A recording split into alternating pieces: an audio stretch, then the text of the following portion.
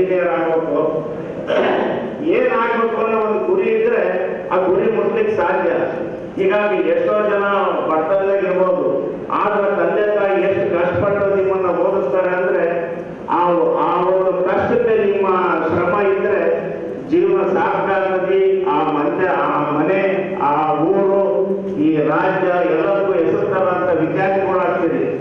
ನಿಜವಾಗ್ಲೂ ನಿಮಗೆ ಬಹಳ ಶ್ರದ್ಧೆ ಇರ್ಬೋದು. ಯಾಕೆಂದ್ರೆ ನಾವು ಓದ್ಬೇಕಾದ್ರೆ 1963-64 ಬಹಳ ಕಷ್ಟವಾದಂತ ಪರಿಸ್ಥಿತಿ. ನಮಗೆ ವಿದ್ಯೆ ಅಂದ್ರೆ ಸರಿಯಾಗಿ ವಿದ್ಯೆನೇ ಅಲ್ಲ. ಈಗ ನಾನು ನಿಮ್ಮ ಹತ್ರ ನಿಮ್ಮ ಎದುರಿಗೆ ನಿಂತ್ಕೊಂಡು ಮಾತಾಡೋಕ್ಕೂ ಉಪಯೋಗ ಇಲ್ಲ ನಾನು. ಯಾಕೆಂತಂದ್ರೆ SSLC 2 ಸಾರಿ ಫೇಲ್ ಆಗಿದ್ದೇನೆ. 2 ಸಾರಿ ಫೇಲ್ ಆಗಿ ಪಾಸೇ ಆಗಲಿಲ್ಲ. ಆಮೇಲೆ ಬಿಟ್ಟು ನಾನು ನನ್ನ ವೃತ್ತಿ ವ್ಯವಸಾಯದಾಗೆ ತೊಡಗಿಸ್ಕೊಂಡೆ. ವ್ಯವಸಾಯದಾಗ ತೊಡಗಿಸ್ಕೊಂಡ್ರು ನಾನು ವ್ಯವಸಾಯ ಮತ್ತು ರಾಜಕಾರಣ ಜೊತೆಯಾಗಿ ಬಂದು ಅಲ್ಲಿ ಶ್ರದ್ಧೆಯಿಂದ. ಯಾಕಂತಂದ್ರೆ ನೀವು ವಿದ್ಯೆ ಅಂದ್ರೆ ನೀವು ಸ್ವತಃ ಓದೋದು. ಈ ರಾಜಕಾರಣ ಅಂದ್ರೆ ಈ ಜನರಿಗೆ ತಲೆ ಬಾಗಿ ನಡೆದು ರಾಜಕಾರಣ ಮಾಡೋದು ಬಹಳ ಕಷ್ಟ. ಅಂಥದ್ದು ಜನರ ಒಂದು ಆತ್ಮವಿಶ್ವಾಸ ಗಳಿಸಿ ನಾನು ಮಂಡಲ ಪಂಚಾಯತಿ ಪ್ರಧಾನನಾದೆ, ಜಿಲ್ಲಾ ಪಂಚಾಯತಿ ಅಧ್ಯಕ್ಷನಾದೆ, APMC ಅಧ್ಯಕ್ಷರಾದೆ, ಏನೆಲ್ಲ ಆಗ್ಲಿ.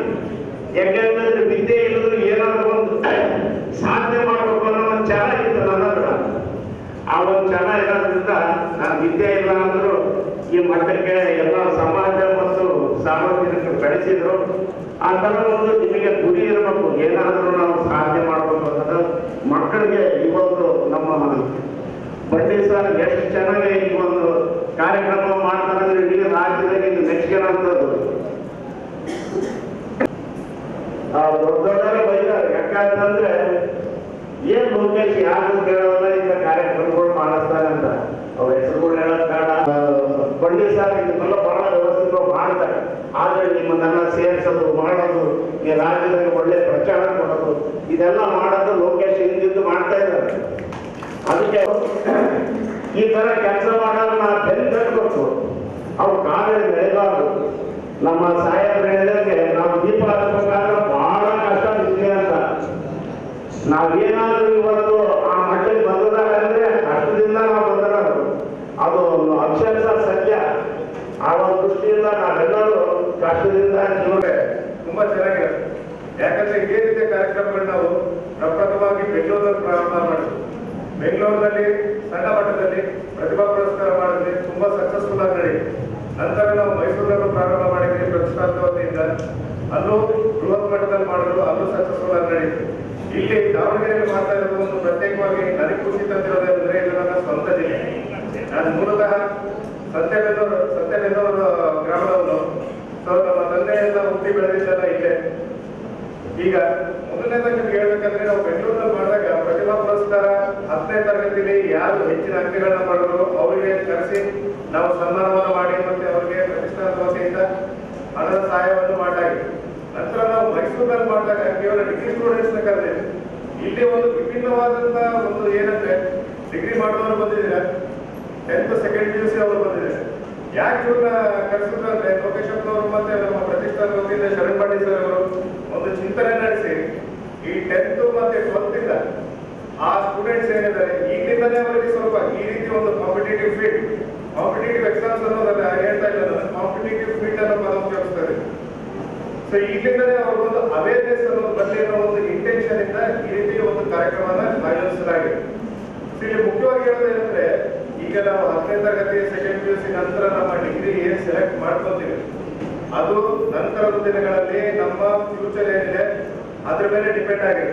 ಯಾಕಂದ್ರೆ ನಾವು ಹಲವಾರು ಕಡೆ ನೋಡ್ತಾ ಇದೀವಿ, ನಾವು ಓದೋದೇ ಒಂದು, ಮಾಡ್ತಿರೋ ಕೆಲಸನೇ ಇನ್ನೊಂದು. ಅದಕ್ಕೆ ಇದಕ್ಕೆ ಎರಡಕ್ಕೆ ರಿಲೇಷನ್ ಇರೋದೇ ಇಲ್ಲ. ಎಷ್ಟೋ ಜನ ನೀವು ಓದಿದ್ರೆ ಇನ್ನೊಂದು ಮಾಡಿರ್ತಾರೆ, ಮಾಡ್ತಾ ಇರೋ ಕೆಲಸನೇ ಇನ್ನೊಂದು ಮಾಡ್ತಾ ಇರ್ತಾರೆ. ಸೊ ಹಾಗಾಗಿ ನಿಮ್ಮ ಫ್ಯೂಚರ್ ಅಲ್ಲಿ ಏನಿದೆ, ನಿಮ್ಮ ಏಮ್ ಏನಿದೆ, ಆ ಏಮ್ ನ ನೀವು ರೀಚ್ ಆಗುತ್ತೆ ಈಗಲಿಂದಾನೇ ಅದನ್ನ ಒಂದು ಹಂತಗಳಲ್ಲಿ ಅದನ್ನ ಮೆಟ್ಲಾಗಿ ಏರಕ್ಕೆ ಪ್ರಯತ್ನ ಪಡಬೇಕಾಗಿರುವಂತ ಒಂದು ವೇದಿಕೆ ಇದೆ. ಏನಕ್ಕಂದ್ರೆ ಯಾವುದೇ ಸಕ್ಸಸ್ ಆದ್ರೆ ನಿಮ್ಗೆ ನಾವು ಲಿಫ್ಟ್ ಅಲ್ಲಿ ಕೂರಿಸಿ 5 ಫ್ಲೋರ್ ಹತ್ತಿರ ಸಕ್ಸಸ್ ಅಂತ ಹೇಳೋದು. ನೀವು ಲ್ಯಾಬ್ ಟು ಸೊ ಎಲ್ಲರೂ ಡಿಗ್ರಿ ಹೋಲ್ಡರ್ಸ್ ಇದ್ದೀರಾ, ಎಲ್ಲರೂ ಕೇಪಬಲ್ ಪರ್ಸನ್ಸ್ ಇದ್ದೀರಾ. ಸೊ ಮಾರ್ಗದರ್ಶನ ಬಹಳ ಮುಖ್ಯ. ಯಾವುದೇ ಪರೀಕ್ಷೆಗಳಲ್ಲಾಯ್ತು ಮತ್ತೆ ಬೇರೆ ಯಾವುದೇ ಇದ್ರಲ್ಲಾಯ್ತು ವಿತೌಟ್ ಗೈಡೆನ್ಸ್ ನಾವು ಯಾವುದೇ ದಾರಿ ಹೋಗ್ತಾ ಇದ್ರು ಆ ಹೋಗ್ತಿರೋ ದಾರಿ ಕರೆಕ್ಟಾ ತಪ್ಪಾ ಅಂತ ನಾವು ಗೊತ್ತಾಗಲ್ಲ. ಸೊ ಇಲ್ಲಿ ಹಲವಾರು ಕೋಚಿಂಗ್ ಇನ್ಸ್ಟಿಟ್ಯೂಟ್ಸ್ ಇರ್ಬೋದು, ಹಲವಾರು ಸಂಸ್ಥೆಗಳಿರ್ಬೋದು. ಏನ್ ಮಾಡ್ತೀವಿ ಮುಖ್ಯವಾಗಿ ಯಾವುದೇ ಒಂದು ಇದರಲ್ಲಿ, ಫಾರ್ ಎಕ್ಸಾಂಪಲ್ ನೀವು ಯಾವುದೇ ತರಬೇತಿ ಸಂಸ್ಥೆಗಳಿಗೆ ಹೋದ್ರೆ ಅಂತ ಅನ್ಕೊಳ್ಳಿ, ಅಲ್ಲಿ ಏನ್ ಮಾಡ್ತಾರೆ, ನಿಮಗೆ this is write this is wrong ಅನ್ನೋದು ಹೇಳ್ತಾರೆ. ಮಿಕ್ಕಿರೋದೆಲ್ಲ ನಿಮ್ದು ಎಫರ್ಟ್. ಯಾವುದೇ ಕೋಚಿಂಗ್ ಇನ್ಸ್ಟಿಟ್ಯೂಟ್ ಆಗಲಿ, ನಮ್ದು ಯಾವುದೇ ಪ್ರತಿಷ್ಠಾನ ಇರಲಿ, ಒಂದು ಕ್ರಾಸ್ ರೋಡ್ಸ್ ಹತ್ರ ನಾವು ನಿಂತಿರೋ ತರ ಕಾನ್ಸ್ಟೇಬಲ್ ತರ ಈ ಡೈರೆಕ್ಷನ್ ತೋರಿಸ್ತೀವಿ ನಿಮ್ಗೆ ಅಷ್ಟೇ. ಈ ರೀತಿ ಹೋದ್ರೆ ಕರೆಕ್ಟ್ ದಾರಿ, ಈ ರೀತಿ ಹೋದ್ರೆ ತಪ್ಪು ದಾರಿ ಅಂತ. ಸೊ ಇಲ್ಲಿ ಬೇಸಿಕಲಿ ಏನಿದೆ, ನಿಮ್ಮ ಎಫರ್ಟ್ ಅನ್ನೋದು ಬಹಳ ಮುಖ್ಯ ಆಗುತ್ತೆ. ಸೊ ಏನಕ್ಕೆ ಈ ಭಾಗದಲ್ಲಿ ನಾನು ಹಲವಾರು ಜನ ನೋಡ್ತಾ ಇರುವಂತ ಈ ಉತ್ತರ ಕರ್ನಾಟಕ ಭಾಗದಲ್ಲಾಯ್ತು ಮತ್ತೆ ಕೆಲವು ಭಾಗಗಳಲ್ಲಾಯ್ತು, ಸ್ಟೂಡೆಂಟ್ಸ್ ಅಲ್ಲಿ ತುಂಬಾನೇ ಎಬಿಲಿಟಿ ಇದೆ. ಆದ್ರೆ ಏನ್ ಮಾಡ್ತಾರೆ ಅಂದ್ರೆ ಅವ್ರಿಗೊಂದು ಇನ್ನೊಂದು ಕಡೆ ಖಿನ್ನತೆ ಇರೋದಿಲ್ಲ. ಆ ಎಕ್ಸಾಮ್ ಗುರುತಿಂದ ನೋಡಿದ್ರೆ ಒಂಥರ ಭೂತ ತರ ಕಾಣುತ್ತೆ. ಒಳಗಡೆ ಹೋಗ್ತಾ ಏನೂ ಇರೋಲ್ಲ. ಅಲ್ಲಿ ನಿಮ್ಮದೇ ಆದಂತ ಒಂದು ಡಿಗ್ರಿ ಎಕ್ಸಾಮ್ಗಳ ತರನೇ ಇರುತ್ತೆ.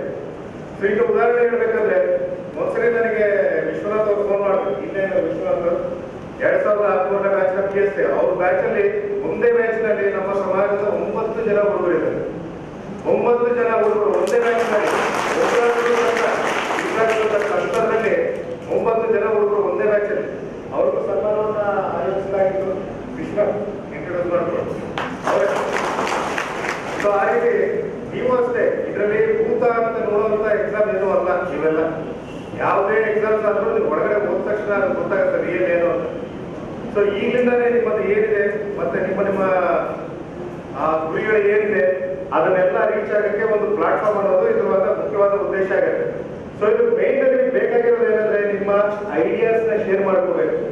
ನೀವು ಈ ಎಕ್ಸಾಮ್ಗೆ ಅಟೆಂಡ್ ಆಗ್ಬೇಕು. ಆಗಿ ಇನ್ನೂ ಒಂದು ನಿಮ್ಗೆ ಮುಖ್ಯವಾದ ಏನು ಹೇಳ್ಬೇಕಂದ್ರೆ, ಯಾವುದೇ ಪರೀಕ್ಷೆಗಳು ಯಾವುದೇ ತಗೊಂಡ್ರು ಟಾಪ್ 10 ಅಲ್ಲಿ 5 ಜನ ಗ್ರಾಮೀಣ ವಿದ್ಯಾರ್ಥಿಗಳಿರ್ತಾರೆ. ಡೌಟೇ ಇಲ್ಲ. ಟಾಪ್ 10 ಟಾಪ್ 5 ಅಲ್ಲಿ ಗ್ರಾಮೀಣ ವಿದ್ಯಾರ್ಥಿಗಳೇ ಹೆಚ್ಚು. ಈಗ ನನ್ನ ಬ್ಯಾಚಲ್ಲಿ ಹೇಳ್ಬೇಕಂದ್ರೆ ಫಸ್ಟ್ ರ್ಯಾಂಕರ್ ಬಂದ ಗ್ರಾಮೀಣ ವಿದ್ಯಾರ್ಥಿ, ಅಥಣಿ ತಾಲೂಕಿನ ಎಲ್ಲೋ ಒಂದು ಕುಗ್ರಾಮದಲ್ಲಿರೋ. ಸೊ ಅವರು ಮಾಡಕ್ ಸಾಧ್ಯ ಆಯ್ತು, ನೀವು ಮಾಡಕ್ಕೆ ಯಾಕೆ ಸಾಧ್ಯ ಆಯ್ತು? Everybody is capable. ಸೊ ಹಾಗಾಗಿ ಇದು ಯಾವ ರೀತಿ ಈ ಪರೀಕ್ಷೆಗಳಿಗೆ ಪ್ರಿಪರೇಷನ್ ಗಾಗಿ ಪ್ರಾರಂಭ ಮಾಡಬೇಕು ಅನ್ನೋದು ನಂತರದ ಸೆಷನ್ಸ್ ಅಲ್ಲಿ. ಈಗ ಈ ಕಾರ್ಯಕ್ರಮ ಮುಗಿದ್ಮೇಲೆ ಫ್ಯಾಕಲ್ಟೀಸ್ ಬಂದಿದ್ದಾರೆ, ಬೇರೆ ಬೇರೆ ಕಡೆಯಿಂದ ಕರೆಸಿದ್ದಾರೆ, ಧಾರವಾಡ ಮತ್ತೆ ಬೆಂಗಳೂರು ಕಡೆಯಿಂದ. ಆ ಫ್ಯಾಕಲ್ಟೀಸ್ ಗಳಿಗೆ ಏನಿರುತ್ತೆ, ಯಾವ ರೀತಿ ಪ್ರಾರಂಭ ಮಾಡಬೇಕು ಅನ್ನೋದು ಒಂದು ಈ ಸೆಷನ್ ಅಲ್ಲಿ ಈ ಕಡೆ ನಡೀತಾ ಇರುತ್ತೆ. ಆ ಕಡೆ ಬಂದು 10th ಮತ್ತೆ 12th ಸ್ಟ್ಯಾಂಡರ್ಡ್ ಸ್ಟೂಡೆಂಟ್ಸ್ ಗೆ ಓರಿಯಂಟೇಷನ್ ನಾನು ಸ್ಟಾರ್ಟ್ ಮಾಡ್ತೀನಿ, ಯಾವ ರೀತಿ ಪ್ರಾರಂಭ ಮಾಡಬೇಕು ಅನ್ನೋದು. ಸೊ ಹಾಗಾಗಿ ಇದನ್ನ ಕೊನೆವರೆಗೂ 5 ಗಂಟೆ ತನಕ ಇದ್ದು ಈ ಕಾರ್ಯಕ್ರಮನ ಸದುಪಯೋಗ ಪಡ್ಕೋಬೇಕಂತ ನನ್ನ ವಿನಂತಿ. Thank you.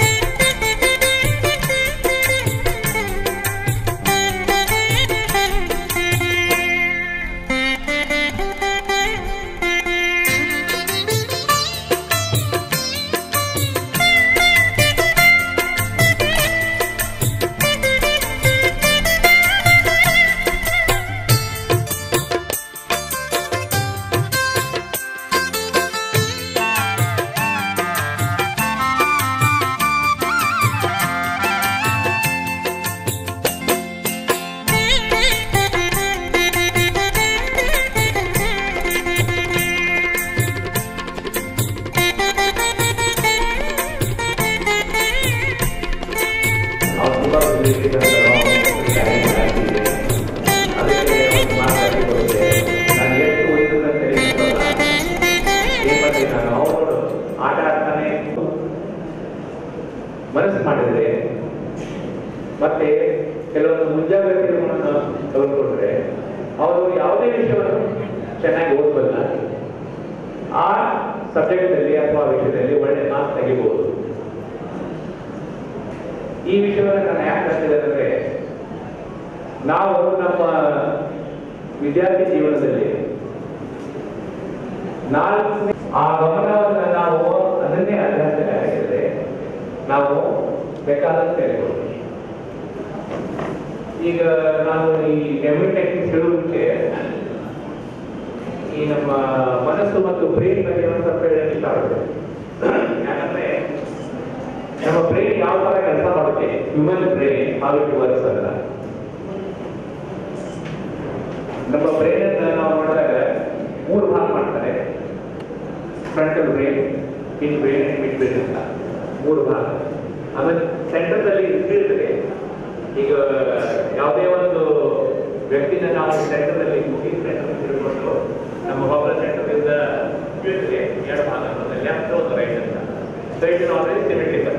ಸಿಮೆಟ್ರಿಕಲ್ ಅಂದ್ರೆ ಲೆಫ್ಟ್ ಅಲ್ಲಿ ಯಾವ್ದು ಇರುತ್ತೆ ಅದೇ ರೀತಿ ನೋಡಿ, ನಮ್ಮ ಕಣ್ಣಾಗಲಿ ಕಿವಿ ಆಗಲಿ ನಮ್ಮ ಕೈ ಆಗಲಿ ಸೆಂಟರ್ ಇಂದ ಅದಕ್ಕೆ ಸಿಮೆಟ್ರಿಕಲ್ ಪಾರ್ಟ್ ಅಂತಿದೆ. ಅದಕ್ಕೆ left side of the body ಮತ್ತು ರೈಟ್ ಆಫ್ ದ ಬಾಡಿ ಅಂತ. ಸೊ ಬ್ರೈನ್ ಅನ್ನು ಅದೇ ಚೆನ್ನಾಗಿ 2 ಭಾಗ ಮಾಡಿದ್ರೆ ಈ ಕಾನ್ಸೆಪ್ಟ್ಗೆ 2 ಸ್ಟೆಪ್ ಇದ್ರು ಕೆಲಸ ಮಾಡ್ತಾ ಇದ್ದಾರೆ. ಮತ್ತೆ ಆ ಲೆಫ್ಟ್ ಬ್ರೈನ್ ಮತ್ತು ರೈಟ್ ಬ್ರೈನ್ ಒಂದಕ್ಕೊಂದು ಸಂಕೇತಗಳನ್ನು ತೆಗೆದುಕೊಂಡು ಜಾಯಿಂಟ್ ಆಗಿ ಕೆಲಸ ಮಾಡ್ತಾರೆ ಕೆಲವೊಂದ್ಸಲ. ಅದು ಜಾಯಿಂಟ್ ಮಾಡೋದಕ್ಕೆ ಲೆಫ್ಟ್ ಬ್ರೈನ್ ರೈಟ್ ನಲ್ಲಿ ಒಂದು ಸಣ್ಣ ಸೇತುವೆ ಇದೆ, ಅದಕ್ಕೆ ಕಾರ್ಪಸ್ ಕಾಲೋಸಮ್ ಅಂತ ಹೇಳ್ತಾರೆ ಇಂಗ್ಲಿಷಲ್ಲಿ. ಓಕೆ, ಈಗ ನಾನು ಮುಖ್ಯವಾಗಿ ನಿಮಗೆ ಈ ಮೆಮೊರಿ ಬಗ್ಗೆ ನಮ್ಮ ಬ್ರೈನ್ ಇಂದ ಯಾವ ತರ ಕೆಲಸ ಮಾಡುತ್ತೆ ಅದನ್ನು ಹೇಳಕ್ಕೆ ಇಷ್ಟಪಡ್ತೇನೆ.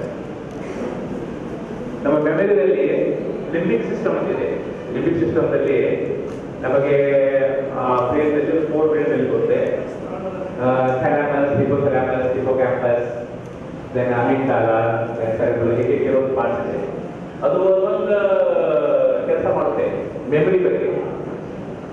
ಈಗ ನಮಗೆ ಮೆಮೊರಿ ಬಗ್ಗೆ ಹೇಳ್ಬೇಕಂದ್ರೆ ನಿಜವಾಗ್ಲೂ ಇದು ತುಂಬಾ ಗಹನವಾದ ಮತ್ತು ತುಂಬಾ ದೊಡ್ಡ ವಿಷಯ. ಈ 45 ಮಿನಿಟ್ಸ್ ಅಥವಾ 1 ಅವರ್ ಅಂತ ನೀವು ಸರಿಯಾಗಿ ಮಾಡಿದ್ರಿರೋ ಅಥವಾ ಎಲ್ಲಿ ನಿಲ್ತೀರಾ, ಈಗ ಯಾವುದೋ ಸಬ್ಜೆಕ್ಟ್ ನೀವು ಓದ್ತಾ ಇದ್ದಾಗ ನಿಮಗೇನೋ ಡೌಟ್ ಬರುತ್ತೆ. ಆ ಡೌಟ್ ನಿಮ್ಗೆ ಅಲ್ಲಿಂದಲ್ಲಿ ಕ್ಲಿಯರ್ ಮಾಡಿದ್ರೆ ನಿಮಗೆ ಅದರ ಬಗ್ಗೆ ಮತ್ತೆ ಮುಂದಿನ ತಿಳ್ಕೊಳ್ಳೋಕೆ ಈಸಿ ಆಗುತ್ತೆ. ಇಲ್ಲ ಅಂದ್ರೆ ಡೌಟ್ ಬಂದು ಅಲ್ಲೇ ನಾವು ನಿಂತ್ಬಿಟ್ರೆ ಮುಂದೆ ಓದೋಕ್ಕಾಗಲ್ಲ.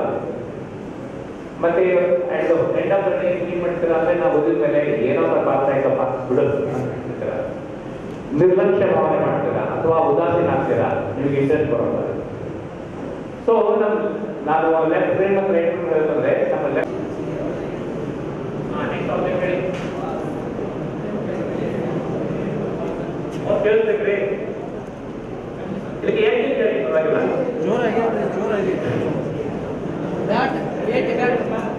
ನನಗೆ ಹೇಳಿ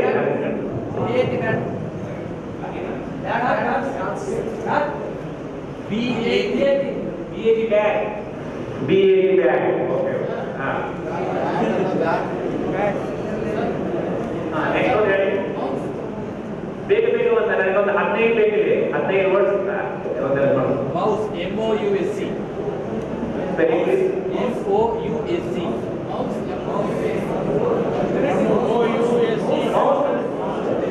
okay, MOUSC.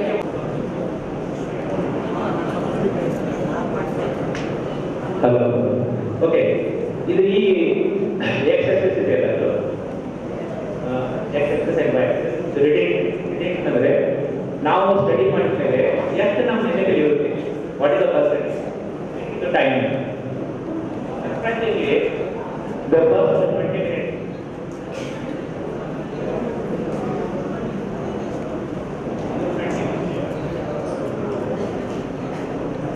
20 minutes from 20 minutes just going to 1 day in between both. So in 1 day you can measure 40%. Okay, so in other words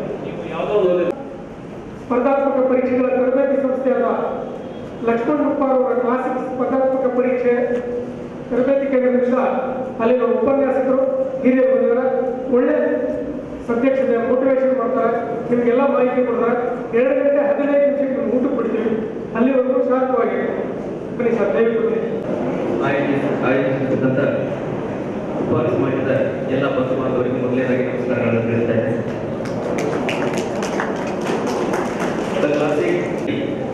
ನಾನು ಅಂದರೆ ಶಿವಕುಮಾರ್ ಚೌಹಾಣ್ ಜೊತೆಗೆ ನನ್ನೊಂದಿಗೆ ನಮ್ಮ ಮತ್ತೊಬ್ಬ ಹಿರಿಯರು ಸುರೇಶ್ ಕುಲಕರ್ಣಿ ಸರ್ ಅವರು ಮತ್ತೆ ನವೀನ್ ಕುಮಾರ್ ಅವರು ಇವತ್ತಿನ ಈ ಕಾರ್ಯಕ್ರಮಕ್ಕೆ ಬಂದಿದ್ದಾರೆ. ಸ್ನೇಹಿತರೆ, ಇವತ್ತಿನ ಈ ಕಾಂಪಿಟೇಟಿವ್ ಫೀಲ್ಡ್ ಅಲ್ಲಿ ಪ್ರತಿಯೊಬ್ಬ ವಿದ್ಯಾರ್ಥಿಗೂ ಪರೀಕ್ಷೆಗಳನ್ನು ಎದುರಿಸಲಿಕ್ಕೆ ಬಹಳಷ್ಟು ಕಷ್ಟಪಡ್ತಿರ್ತಕ್ಕಂಥ ಸನ್ನಿವೇಶಗಳನ್ನು ನಾವು ಅನುಭವಿಸ್ತಾ ಇದ್ದೀವಿ. ಇಂತಹ ಎಕ್ಸಾಮಿನೇಷನ್ಸ್ಗಳನ್ನ ಅಟೆಂಡ್ ಮಾಡಬೇಕು ಅಂತ ಹೇಳಿದ್ರೆ ಅದು ಯಾವುದೇ ರೀತಿಯಾಗಿರ್ತಕ್ಕಂಥ ಕಷ್ಟದ ಕೆಲಸವಲ್ಲ, ಅದು ಬಹಳ ಈಸಿಯಾಗಿರ್ತಕ್ಕಂಥ ಕೆಲಸ ಅಂತ ಹೇಳಿ ನಾವು ನಿಮಗೆ ತಿಳಿಪಡಿಸಲಿಕ್ಕೆ ಬಂದಿದ್ದೇವೆ ಸ್ನೇಹಿತರೆ. ಜೊತೆಗೆ ಏನನ್ನ ಓದಬೇಕು, ಏನನ್ನ ಓದಬಾರ್ದು, ಏನನ್ನ ಮಾಡಬೇಕು. ಸೊ ಹಾಗಾದ್ರೆ ನೀವು ಕಾಂಪಿಟೇಟಿವ್ ಎಕ್ಸಾಮ್ಸ್ ಅಲ್ಲಿ ನೀವು ಬೇಂದ್ರೆಯವರ ಕುರಿತು ಭಾವರೇಖೆಯಲ್ಲಿ ಬೇಂದ್ರೆ ಬೆಳಕು, ಬೇಂದ್ರೆ ಕಲಾಯೋಗ ಎಂಬತಕ್ಕಂಥ ಅಮೂಲ್ಯ ಗ್ರಂಥಗಳನ್ನು ಬರೆದಿರ್ತಕ್ಕಂಥ ಮಹನೀಯರು. ಶ್ರೀಯುತರು ನೊಬೆಲ್ ಪ್ರಶಸ್ತಿ ವಿಜೇತರಾಗಿರ್ತಕ್ಕಂಥ ವಿಜ್ಞಾನಿ, ನೊಬೆಲ್ ಪ್ರಶಸ್ತಿ ವಿಜೇತರಾಗಿರ್ತಕ್ಕಂಥ ನೊಬೆಲ್ ಪ್ರಶಸ್ತಿ ವಿಜೇತ ವಿಜ್ಞಾನಿಗಳು ಎಂಬತಕ್ಕಂಥ ಒಂದು ಪುಸ್ತಕಕ್ಕೆ, ಇವರ ಒಂದು ಪುಸ್ತಕಕ್ಕೆ ಭಾರತ ರತ್ನ ಪ್ರಶಸ್ತಿ ವಿಜೇತರಾಗಿರ್ತಕ್ಕಂಥ ಡಾಕ್ಟರ್ CNR ರಾವ್ ಅವರು ಮುನ್ನುಡಿಯನ್ನು ಬರೆದಿರ್ತಕ್ಕಂಥದ್ದು ಮತ್ತೊಂದು ಹೆಮ್ಮೆಯ ಸಂಗತಿ. ಬಂದಿರತಕ್ಕಂಥ ಪ್ರಶಸ್ತಿಗಳು ಒಂದಲ್ಲ ಎರಡಲ್ಲ, ಅದರಲ್ಲಿ ಕೆಲವನ್ನು ಮಾತ್ರ ನಾನು ನಿಮ್ಮ ಮುಂದೆ ತಿಳಿಪಡಿಸಿದ್ದೇನೆ. ಆದರ್ಶ ಗುರು ರಾಜ್ಯ ಮಟ್ಟದ ಪ್ರಶಸ್ತಿ, ಬೇಂದ್ರೆ ಕಲಾರತ್ನ ಪ್ರಶಸ್ತಿ, ಶಾರದಾ ಶ್ಯಾಮಲ ಪ್ರಶಸ್ತಿಯನ್ನು ಪಡೆದಿರ್ತಕ್ಕಂಥ ಮಹನೀಯರು. ಇವರಿಗೆ ಜೋರಾದ ಚಪ್ಪಾಳೆಯವರಿಗೆ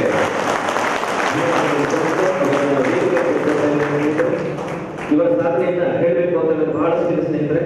ಸೊ ಅಂತಹ ಮಹನೀಯರು ಇವತ್ತು ನಿಮ್ಮೊಂದಿಗೆ ಮತ್ತೊಮ್ಮೆ ಅವರಿಗೆ ಜೋರಾದ ಚಪ್ಪಾಳೆಯವರಿಗೆ ನಾನು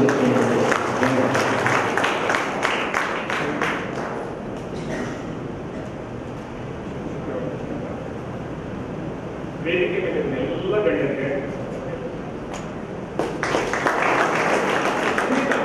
ಈಗಾಗಲೇ ಎಕ್ಸ್ಟ್ರಾರ್ಡಿನರಿ ಏನ್ ಮಾಡಬೇಕು ನಿರ್ಣಯ ಮಾಡಿದ್ವಿ, ಆ ರೀತಿ ಮಾಡ್ತಾ ಇದ್ವಿ.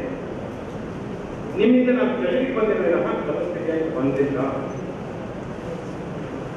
ಈಗಾಗಲೇ ನಿಮ್ಮಲ್ಲೇ ಆ ಸೀಟ್ ರೆಡಿ ಇದೆ. ಒಳಗೆ ಬಂದಾಗ ಯಾವ ಮರ ಆಗಬೇಕು ಅನ್ನೋ ನಿರ್ಣಯ ಆಗಿದೆ. ಆದ್ರೆ ಸ್ವಲ್ಪ ಕೊಟ್ಟ ನೀರು ಸರಿ ಹಾಕ್ಬೇಕು. ಇಲ್ಲಿವರೆಗೂ ನಿಮ್ಗೆ ಏನ್ ಹೇಳಿದಾರೆ ಎಕ್ಸ್ಪ್ಲೈನ್ ನಮ್ಗೆ ಎಲ್ಲ ಗೊತ್ತದೆ.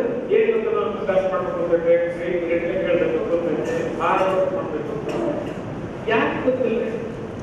ಚಲೋ ಹೋಗ್ತೀವಿ, ಮಗ ಚಲೋ ಆಗ್ಬೇಕು, ಚಲೋ ಇರಬೇಕು, ಆಗೋದಲ್ಲದೆ ಯಾಕೆ ಹಂಗಾರೆ ಆಗುತ್ತೆ? ಮತ್ತೆ ಪ್ರಾಬ್ಲಮ್ಸ್. ನೀವು SSLC ವರೆಗೂ ಬರೋದನ್ನು ಸ್ವಲ್ಪ ನೆನಪು ಮಾಡ್ಕೊಂಡು 1 ವರ್ಷ ಕಾಯ್ಕೊಳ್ತಾರೆ. 5ನೇವರೆಗೆ ಯಾಕೆ ಸಾಗುತ್ತೆ ನಿಮ್ಗೆ ಗೊತ್ತಿಲ್ಲ. ನಿಮ್ಮ ಹೋಗಿ ಮಾತ್ರ ಊಟಕ್ಕೆ ಹಾಕಿ ಕೊಡ್ತೀನಿ, ಜಾಗೃತಿ ಕರ್ಕೊಂಡು ಹೋಗ್ತೀನಿ ಅನ್ನೋದು ಕೊಡ್ಲಿಲ್ಲ. 6 7 ಪ್ರಶ್ನೆ ಬಹಳಷ್ಟು